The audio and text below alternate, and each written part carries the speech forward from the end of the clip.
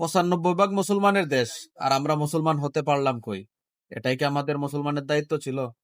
কথাগুলো শুনে যাবেন, ভিডিওটা বেশি বেশি শেয়ার করে দিবেন। বাংলাদেশের আলেম ওলামা সুযোগ পেয়েছিল নিজের মতো দেশ গড়তে, কিন্তু বুঝলো না, তার নিজ নিজ স্বার্থে নেমে গেল।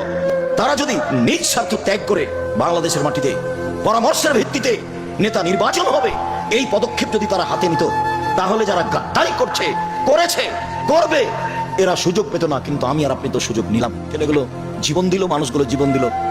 পানি লাগবে সুযোগকে মাটির সাথে মিশিয়ে দিল। সবাই নিজ নিজ স্বার্থ নিয়ে চললো ধর্মের নামে। অবাক কথা, দেশের মুরগি জ্বালিয়ে দিয়ে ইন্ডিয়া থেকে ডিম নিয়ে আসতে হবে, এরাও নাকি দেশ চায়। দেশের কলকারখানা বন্ধ করে ইন্ডিয়া থেকে সবকিছু নিয়ে আসতে হবে, এরাও নাকি দেশ চায়। দেশের টাকা পয়সা বাহিরে দিয়ে দেশের শাসন ব্যবস্থা চালাতে হবে, এরাও নাকি দেশ চায়।